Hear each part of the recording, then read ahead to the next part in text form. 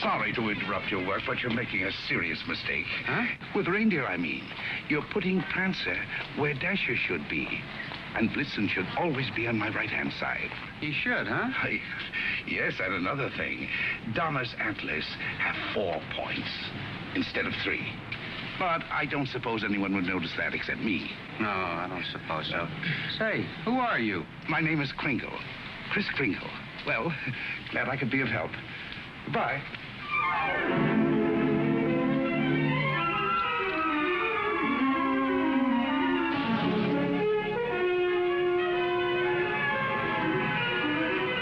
See, it's all in your wrists, like throwing a ball. Now watch.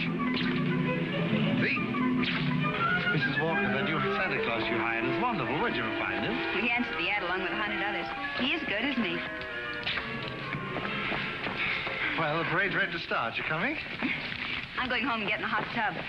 I may just stay there until next Thanksgiving. But you've worked so hard on the parade. If I want to, I can see it from the roof of my apartment. Bye.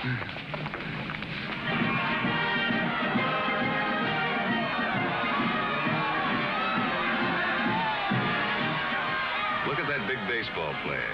He was a clown last year. They just painted him different. My mother told me. She manages the parade. Wow. He's really a giant, isn't he? Really, Mr. Gailey. And you a lawyer. There are no such things as giants. Well, maybe not now, Susan, but in olden times, like the giant Jack killed in the fairy tale. Oh, one of those. I don't know any fairy tales. You mean your mother or father never read you any? My mother thinks they're silly, and I never met my father. You see, my mother and father were divorced when I was a baby. Well, that baseball player sure looks like a giant to me. Come in. Hello. My housekeeper told me Susan was here. I'm her mother. Yes, Susie's told me quite a bit about you. She's told me quite a bit about you, too. The man in the front apartment. Hi, dear. Parade's much better than last year. Good. Hope Mr. Macy agrees with you. Would you like a cup of coffee? Oh, don't bother. No bother. It's ready. I want to thank you for being so kind to Susan. All part of the plot. Surest way to meet the mother is to be nice to the child. What a horrible trick. Susan tells me you don't approve of fairy tales. I don't. I think we should be realistic and completely truthful with our children. Not let them grow up believing in a lot of myths and legends. Like Santa Claus, for example. I see. The parade's over, Mother. The acrobats were good. Those prices, they should be. Mother, I was thinking, we've got such a big turkey for dinner, and there are only 2 of us. Couldn't we invite Mr. Gailey? Couldn't we? Oh, dear. Oh, please don't bother. I'll just get a sandwich or something. It's an awful big turkey. Oh, it's not that, dear, but I'm sure Mr. Gailey has other plans. No, he hasn't. Have you? Well, as a matter of fact, to be truthful and completely realistic with the child, I must say I haven't. Please, Mother, please. Didn't I ask her all right, Mr. Gailey? Well, that all depends. Dinner's at 3 o'clock. Susan, you asked just right.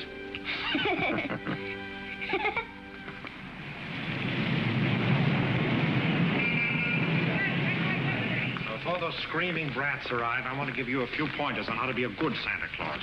Go ahead. Now, here's a list of toys we have to push. You know, things we've overstocked.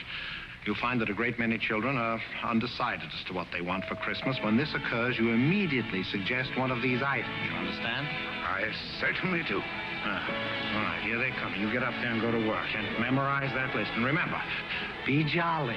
You're working for Macy's. Imagine that. Making a child take something he doesn't want just because he bought too many of the wrong toys. That's what I've been fighting against for years. And what's that, Pop? Trying to commercialize Christmas. And a Merry Christmas to you. Now then, what's your name, little boy? Peter. And what do you want for Christmas, Peter? I want a fire engine just like the big ones, only smaller. It's got real hoses and squirts real water. I won't do it in the house, only in the backyard, I promise. Now, Peter, I see you're a very good boy.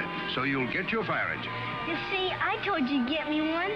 Yes, dear. Well, look, you wait right over there. Mommy wants to thank Santa, too. What do you mean by saying a thing like that? I've been all over town trying to find that kind of of a fire engine. Macy doesn't have one. Nobody's got one. But you can get those fire engines at the Acme Toy Company on West 46th Street. Only $4.50. Wonderful bargain. Oh, I follow the toy market pretty closely. Macy's sending other people to other stores? Well, the important thing is to keep the children happy. Whether Macy's or somebody else sell the toy, it doesn't matter, does it? Don't you feel that way? Me? Sure, but I didn't think Macy's did. I don't get it.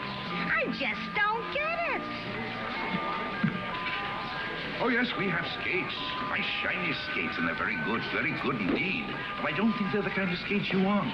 Now, they have really wonderful skates at Gimbel's. Gimbel's? The sales lady said I was to speak to you. You're the head of the toy department. Yes, ma'am, yeah. Well, look, I want to congratulate you on Macy's and this new stunt you're doing, sending people to other stores. To think that a big store like this puts the spirit of Christmas before the commercial. I haven't done much shopping here before, but from now on, I'm a regular Macy customer. Gimbel's? And when you come to see me at Macy's, I shall tell you all about the wonderful toys. This seems awful silly, Mr. Gailey. Well, maybe you'll feel differently after you've talked to Santa Claus. Goodbye, and Merry Christmas. Now, then, what's your name, little girl? Susan Walker, what's your name? Mine, Kris Kringle. I'm Santa Claus. You don't believe that, do you? You see, my mother is Mrs. Walker, the lady who hired you. But I must say, you're the best-looking one I've ever seen. Thank you. Your whiskers don't have those things that go over your ears. That's because they're real, just like I'm really Santa Claus. Go on, pull them. Go on, go ahead, pull. That's it. And what do you want me to bring you for Christmas? Nothing, thank you. Whatever I want, my mother will get me. Sensible and doesn't cost too much. Susan, dear, I think you've taken up enough of this gentleman's time.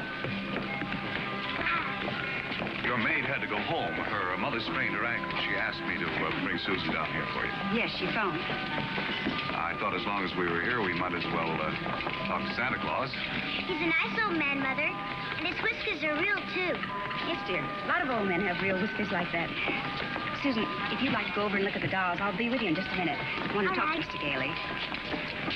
I didn't think there was any harm in saying hello to the old gent. I'm sorry. Well, I think there is harm. I tell her Santa Claus is a myth, and you bring her down here to meet a very convincing old gentleman with real whiskers. What's wrong with that? By filling her full of fairy tales, she'll grow up to believe life is a fantasy instead of a reality.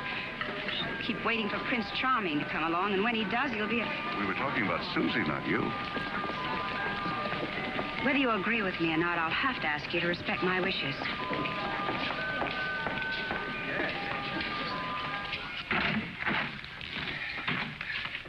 You sent for me? Yes, sit down, won't you? This is a lovely little girl you have here. Thank you. Susan's the reason I asked you to drop down. She's a little confused. Would you tell her that you're not really Santa Claus, that there's actually no such person? I'm sorry to disagree with you, Mrs. Walker, but not only is there such a person, but here I am to prove it. Oh, no, you don't understand. I want you to tell her the truth. What is your name? Kris Kringle. I'll bet you're in the first grade. Second. No, I mean your real name. It is my real name. Second grade. Good gracious. It's a progressive school. Oh, progressive school. Well, where did you get such a lovely outfit? Macy's. We get 10% off. Susan, would you go in and talk to Mrs. Adams for a minute? All right. Goodbye, young lady. Hope I see you again soon. I hope so, too. Bye. Kris Kringle. Address, Brooks Memorial Home for the Aged. If you care to call them and ask for Dr. Pierce, he'll be happy to confirm it. Age is old as my tongue and a little bit older than my teeth. Now, really. Well, that's the truth. Next of kin, Donna, Blitzen, Prancer. And Dancer.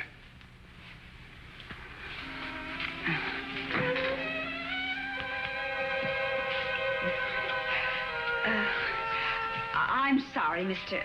Kringle. Yes, well, I'm afraid we're going to have to make a change. You see, the Santa Claus we had last year is back in town, and, well, I feel I owe it to him to, Have I done something wrong? No. Excuse me. Yes? Mr. Macy wants to see you immediately, Mrs. Walker. Oh, yes, right away. You'll have to excuse me. Miss Adams will give you your voucher on the way out, and you'll receive a full week's salary.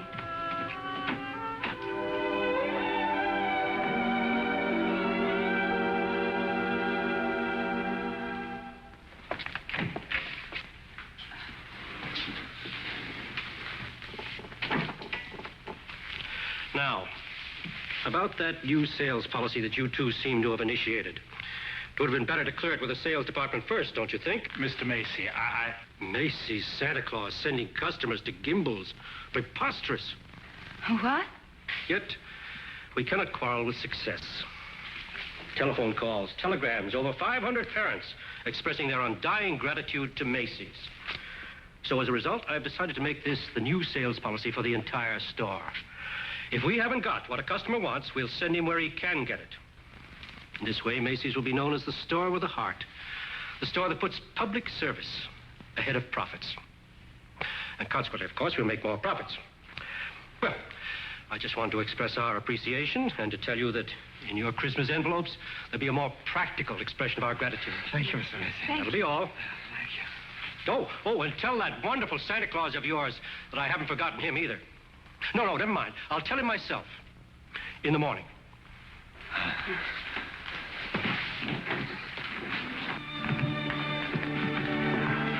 Imagine, a bonus. I fired him. Who? Santa Claus? No.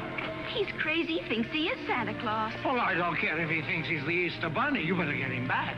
Oh, it's too great a risk. He might have a fit or something. I tell you, the man's insane. Maybe just a little bit insane. Mr. Sawyer. What? We'll get Sawyer to examine him. He's a psychologist. That's what he's being paid for, to examine the employees. Can't get him back. He's already gone. Well, then you better scoot out from him and get him, because if you don't, we're going to have a very unmerry Christmas. Oh, Mr. Kringle. I'm afraid I acted rather hastily and perhaps unfairly. This other Santa Claus, well, Mr. Macy has found something else for him to do, and, well, we want you to stay on. Well, this is mighty good news. You see, Mrs. Walter, for 50 years or so, I've been more and more worried about Christmas. Christmas is not just a day, it's a frame of mind, and that's what they've been changing. Well, I'm glad you're taking me back. Maybe I can do something about it. And I'm glad I met you and your daughter. You're my test case. We are? Yes, in a way, you're the whole thing in miniature. And if I win you over, well, there's still hope. If not, I guess I'm through. But I'll try, and I'm warning you, I don't give up easily. Oh, but Mr. Kringle, first thing in the morning, would you report to Mr. Sawyer's office for a little examination? Mental examination? Well, partly, yes. Oh, I don't mind. I've taken dozens. Haven't failed one yet. Yeah. How many days in the week? 7. How many things do you see? 4. Muscular coordination? Perfect. Who was vice president under James Monroe? Daniel D. Tompkins. I'll bet your Mr. Sawyer doesn't know that one.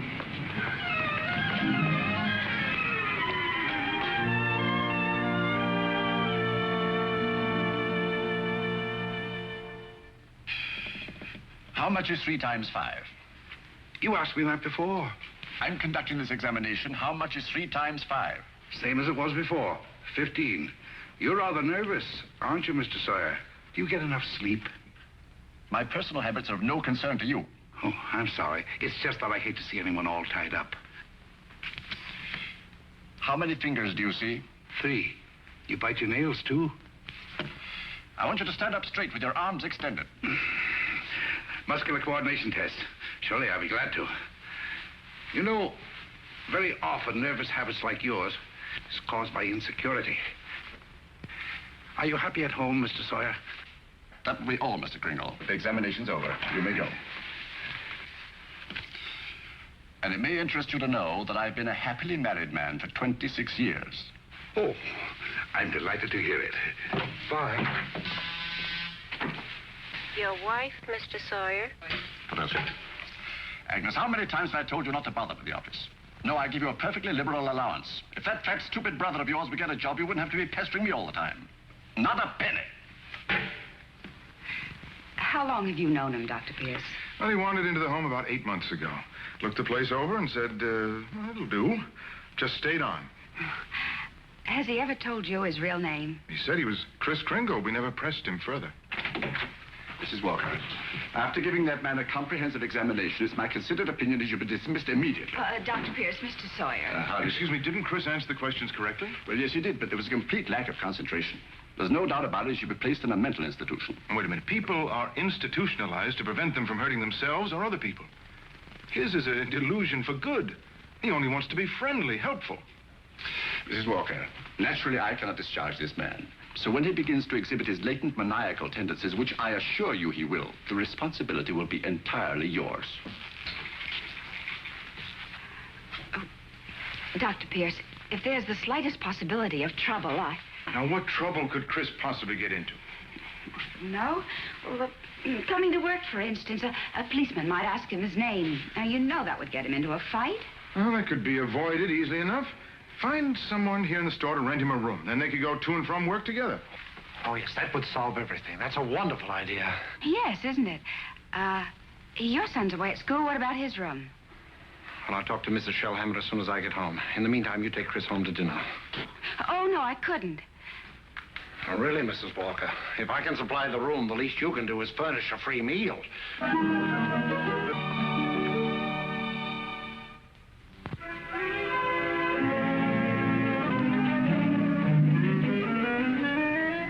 What sort of games do you play, Susan? I don't play much with the children. They play silly games. They do. Like today, they were playing zoo, and all of the children were animals. Homer was supposed to be the zookeeper. He said, "What kind of an animal are you?" I said, "I'm not an animal. I'm a girl." He said, "Only animals allowed here. Bye." Oh, that's too bad. Sounds like a wonderful game to me. Of course, to play it right, you've got to have imagination. Do you know what imagination is? That's when you see something and it's really not there. Well, yes. But I believe imagination is a place by itself. Yeah, you know, like, well, you know the British nation and the French nation. Well, this is imagination. Say, how would you like to make snowballs in the summertime? Or drive a bus down Fifth Avenue, Or be the Statue of Liberty in the morning, and in the afternoon, a flock of geese flying south? Well, the first place, you'd have to learn to pretend. That's imagination. Now, the next time they play zoo, you tell Homer you're a monkey. But I don't know how to be a monkey. I'll show you. Now, stand up. First, you bend way over. That's it. Keep your arms loose. Now, then you scratch. On the contrary, the firm of Hazlitt, Sherman, and Hazlitt has been very good to me. But being an exceptional lawyer, I want to open my own office. Naturally. We're having our first lesson in pretending, and we're doing pretty well, too. She'll be having nightmares for weeks. But you'll be having a lot of fun in the daytime. Hello? Oh, Mr. Shellhammer, that's fine. The Shellhammers have a room for you. That's very kind of them, but I've accepted Mr. Gailey's offer to stay with him. Mr. Gailey? I'll get the meat. Oh, thank you, Mr. Shellhammer, but it seems he's made other arrangements. Yes, well, goodbye. Well, here we are. Steak. No, it's venison. A friend of mine at the office gave it to me. What's venison? Oh, deer meat. If you don't like it, I have eggs for you. Could I have eggs, too? Venison, you know, I couldn't. Oh, I forgot. Well, there must be something you want for Christmas. Something that even your mother doesn't know about. Why don't you give me a chance? All right. Good. That's what I want for Christmas. A doll's house like this? No, a real house. A real house? If you're really Santa Claus, you can get it for me. And if you can't, just a nice man with a white beard like Mother says. Well, just because every child doesn't get his wish, that doesn't mean there isn't a Santa Claus. That's what I thought you'd say. But what could you possibly want with a house like this? Live in it with my mother. You have this lovely apartment. But I want a bad backyard in a swing and she can't get it, huh? I didn't say that. Well, it's a tall order, but I'll do the best I can. May I keep this? Mm-hmm. Good night, Susan. Good night.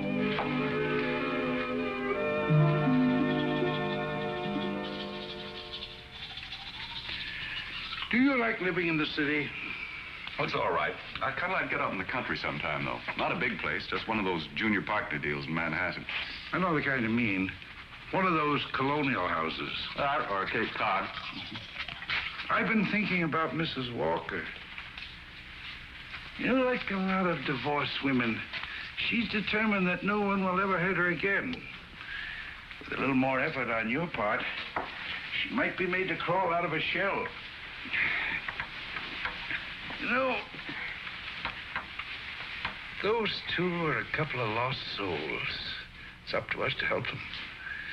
I'll take care of Susie if you'll take care of her mother. It's a deal. Good. You ready? Oh, no, you don't. I'm not going to be cheated that way. All my life I've wondered, and now I'm going to find out. I'm going to learn the answer to the question that's troubled the world for centuries. Does Santa Claus sleep with his whiskers inside or out? Always sleep with them out. Cold air makes them grow.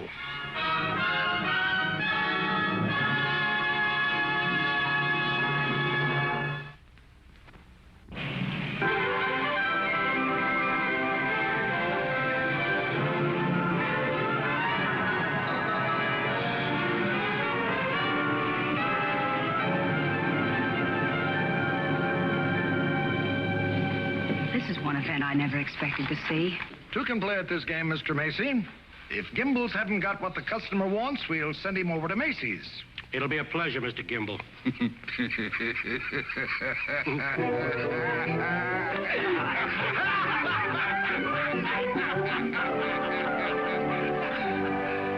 There they sat. Adult, but children still, children at heart. It was summer, warm, glorious summer. The end. Did you like that story, Susan? Mr. Kringle, do you think I'm going to get my house for Christmas? Well, I can't promise, but we mustn't give up hope. Good night, Susan. Tomorrow evening, I'll read you another story. I can't. I've got to go to school. Isn't this vacation? Yes, but this is what they call a required function. Required function? The Fillmore Progressive School requests your presence at a special performance of a Christmas play to be given in the modern manner. What does that mean? A Christmas play without Santa Claus. Well, a Christmas play without a Santa Claus? The performance will be followed by a short address. Subject, exploding the myth of Santa Claus. The guest speaker will be Mr. Albert Sawyer.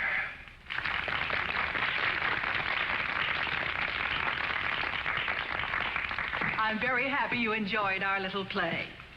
And now it gives me great pleasure to introduce our old friend, Mr. Albert Sawyer.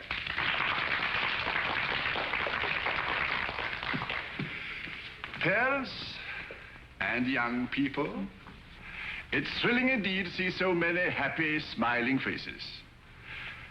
I know you're all looking forward to a joyous Christmas.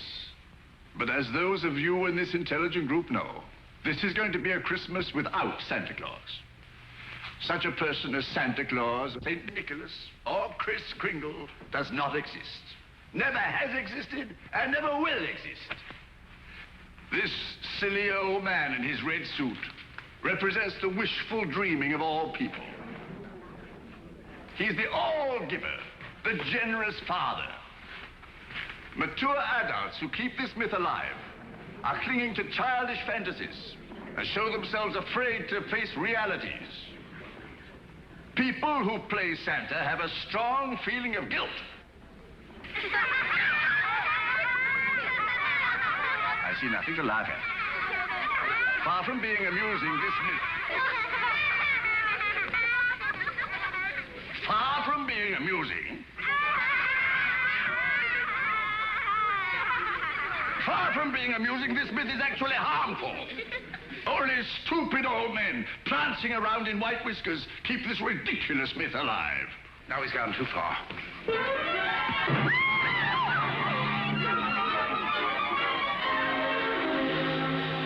He became violent because I attacked his delusions, and he'll do it again. Well, if you ask me, I think we ought to get an outside psychiatrist to examine him. Then you better do it right away before Mr. Macy hears about it. Oh, that's right. You explain it to Mr. Kringle. After all, you're his friend. Oh, no, I can't. Well, I've grown very fond of him, and this is going to hurt him deeply. I just can't. All right, what can we do? I think I have it. You tell Kringle Mrs. Walker wants him to leave at once in order to have some publicity pictures taken with the mayor. I'll have a car waiting outside, and once we get him in the car, we'll drive him straight off to Bellevue Hospital. Yes, that'd do it. I'll ride up front with the driver.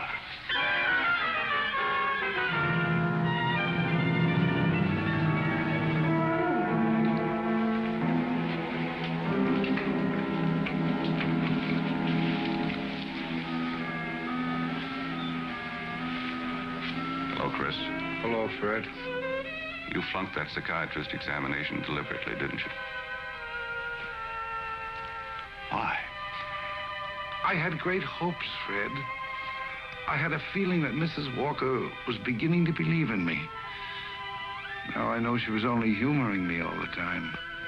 Mrs. Walker didn't know anything about taking pictures with the mayor. That was Mr. Sawyer's idea. It isn't just Mrs. Walker. Take Sawyer.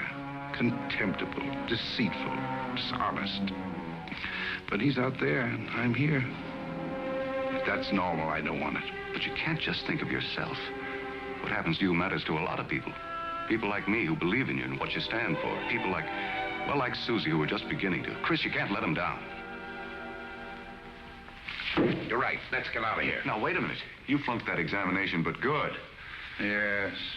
I said our first president was Calvin Coolidge. Oh, but you can fix that. You'll think of something. Now, take it easy. A judge is going to be asked to sign papers committing you to a mental institution. The only chance would be to prove you legally sane at a public hearing. Good. I can think of nothing better. Don't you see? That will settle the question once and for all.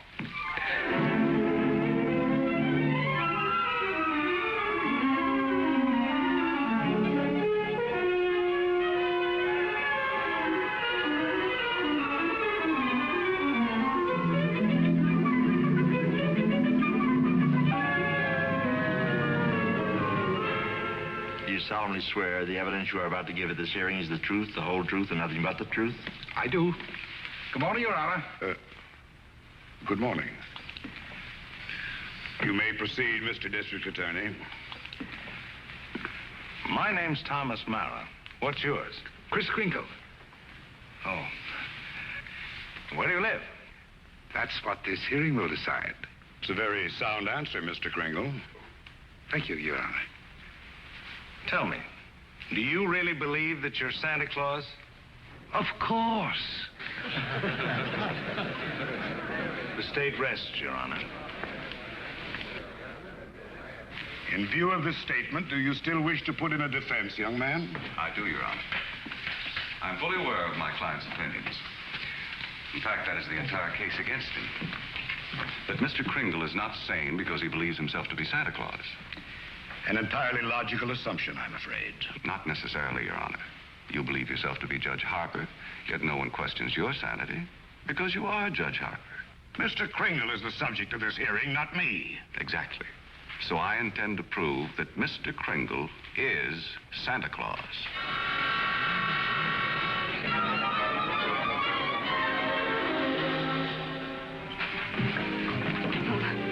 What does Mr. Hayslip, Sherman, and Hayslip say about the trial?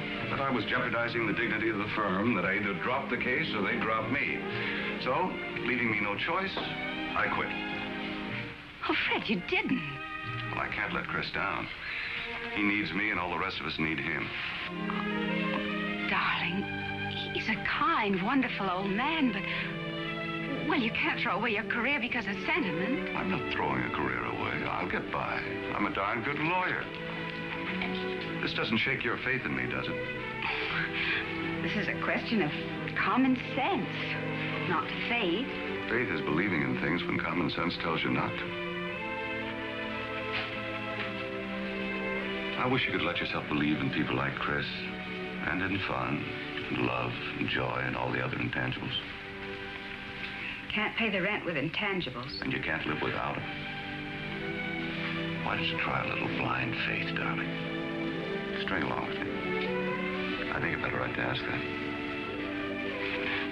I think I have the right to ask you to be a little bit more practical and realistic. Yeah, I suppose you have. It's all cockeyed.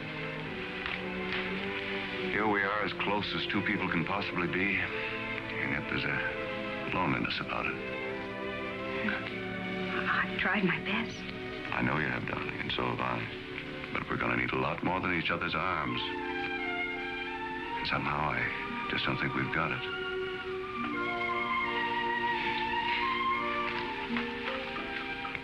Funny. With all my common sense, I was just beginning to think this time it might work out. So was I, but... Can I help you trim the tree? Thanks, I can do it. Well, good night. Good night.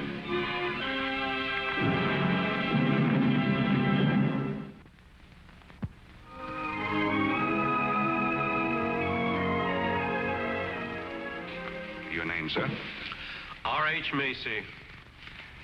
Do you recognize this man? Yes, he's an employee of mine, Kris Kringle. Do you believe him to be of sound mind? I certainly do. Mr. Macy, you're under oath. Do you really believe that this man is Santa Claus?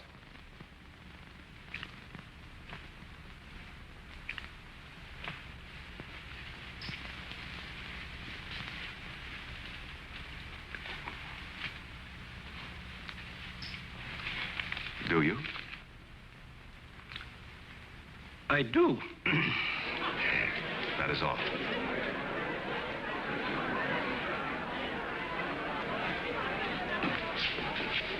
You are fired. Your Honor, there is no such person as Santa Claus, and everybody knows it. I ask that the court make an immediate ruling. Is there or is there not a Santa Claus?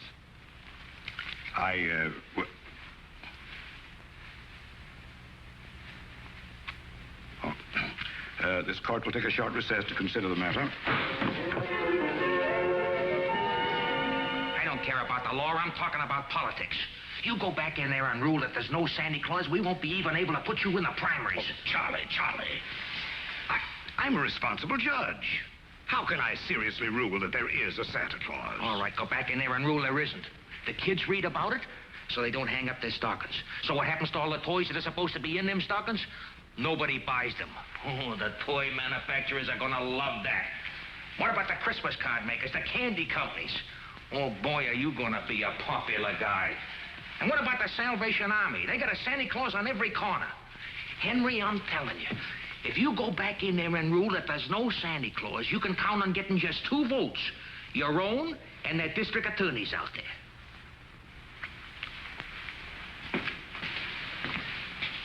One. District Attorney's Republican. The court will rise.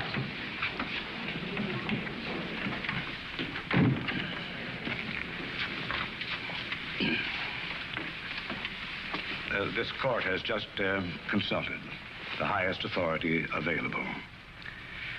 The traditions of American justice demand a broad and unprejudiced view of such a controversial matter.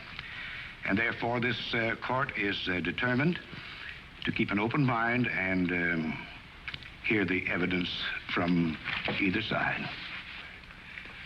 But can my opponent produce any evidence in support of this contention? Your Honor, I can. Will Thomas Mara take the stand? Who, me? Thomas Mara, Jr. Thomas Mara. Hi, Daddy.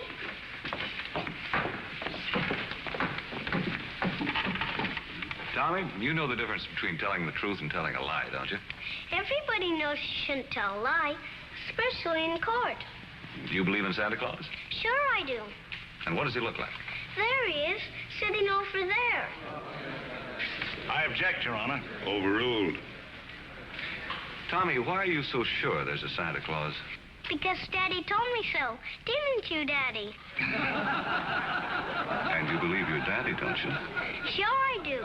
Daddy wouldn't tell me anything that wasn't so. Would you, Daddy?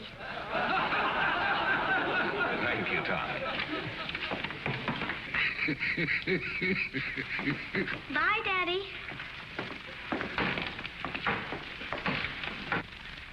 The state of New York is willing to concede the existence of a Santa Claus. But I ask that Mr. Gailey produce authoritative evidence that Mr. Kringle is the one and only Santa Claus. Your point is well taken, Mr. Mara.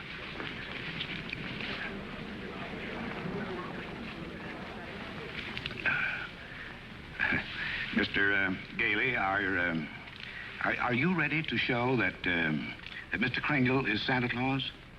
On the basis of competent authority? Not at this time, Your Honor. I ask for an adjournment until this time tomorrow. This court stands adjourned till 3 o'clock tomorrow afternoon. That's all ready. What are you doing? Writing to Mr. Kringle to tell him I believe in everything he told me. Everything will turn out fine. Oh, that's nice. He'll like that. Where shall I send it? Why don't you send it to the county courthouse? Okay.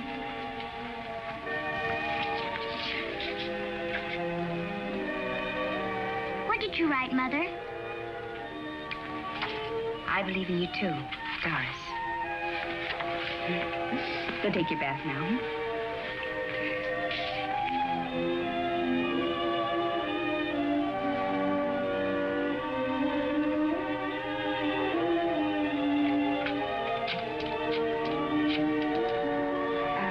Could you give me the number of the main post office, please? Hello, dead letter office. Are you kidding? We got maybe a couple of 100,000. Yes, ma'am, we sure would. Hey, lady, that's not a bad idea. Thank you.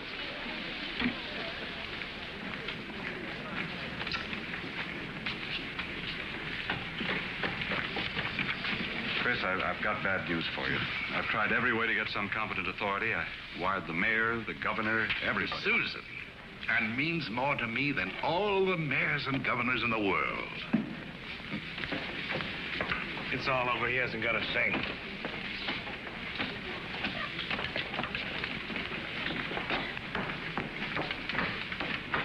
Your Honor, the defense has yet to produce one bit of authoritative proof that this man is really Santa Claus.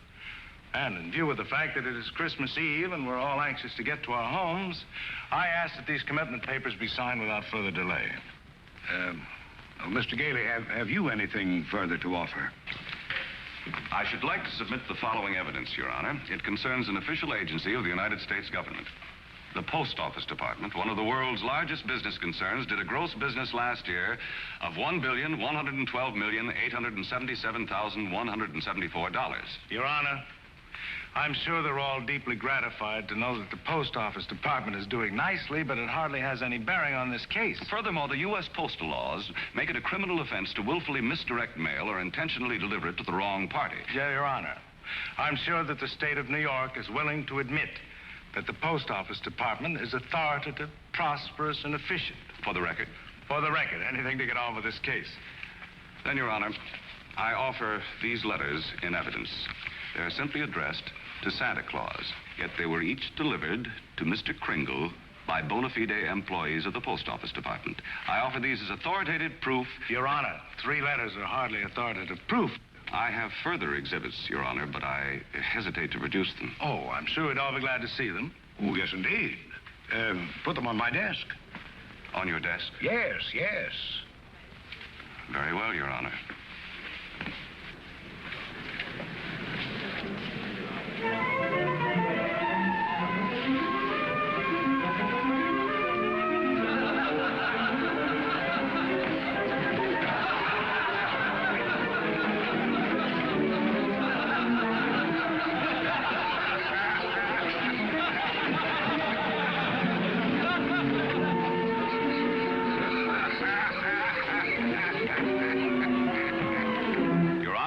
Every one of these letters is addressed to Santa Claus, and the post office has delivered them to my client.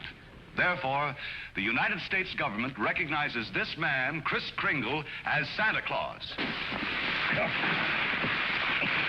If the United States of America believes this man is Santa Claus, then this court will not dispute it.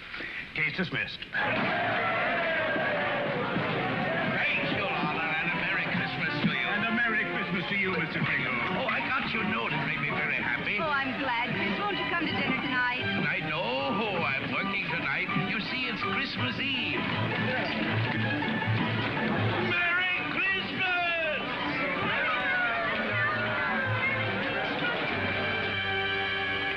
What's the matter with Susan? I think she misses Kris. Don't worry, young lady. Kris is bound to come. Didn't get my present, Uncle Fred. Why, darling, you got a lot of presents. Not the one I wanted. Not the one Mr. Kringle was going to get for me. What was that? It doesn't matter. I didn't get it. I knew it wouldn't be here, but I get a letter or something about it. Hello? Hello, Susan. Merry Christmas. Well, it wasn't really a promise. I said I'd do my best. You couldn't get it because you're not Santa Claus, that's why. Just a nice man with white whiskers like my mother says. And I shouldn't have believed you. Susan. Merry Christmas, Kris. I'm sorry Susan is disappointed in me. Oh, she'll be all right. Here's Fred. Merry Christmas. Where are you? Out at the home. Fred, we're giving a little party this afternoon. Will you bring Mrs. Walker and Susan out to help us celebrate? Of course I will. Now, you turn off the parkway at Seymour. Drive 3 blocks, then turn onto Ashley Drive. You'll see it on the right. Got it. Bye. Susan, I was wrong when I told you not to believe in Mr. Kringle. You must have faith in him. But he didn't get me that. That doesn't make sense, Mother. Oh, faith is believing in things even when common sense tells you not to. I mean, even though things don't work out the way you want them to the first time, you still got to believe in people. I'll try.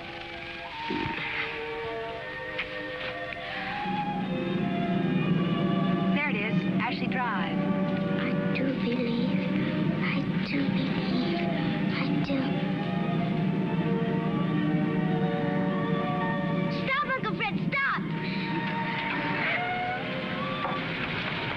Susan!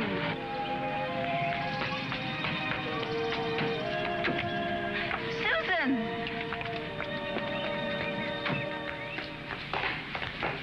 Susan? You shouldn't be running around in other people's houses. But this is my house, Mommy. The one I asked Mr. Kringle Now, for. Susan, darling. It is. I know it is. Oh, you're right, Mommy. If things don't turn out right the first time, you've still got to believe.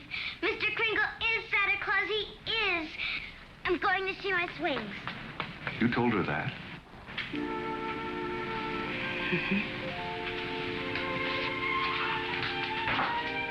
The house seems to be for sale. We can't let it down. Oh, Fred. Darling, I always believed in you. It's just my ridiculous common sense. Well, it even makes sense to believe in me now. I take a little old man and legally prove that he's Santa Claus. Now, you know.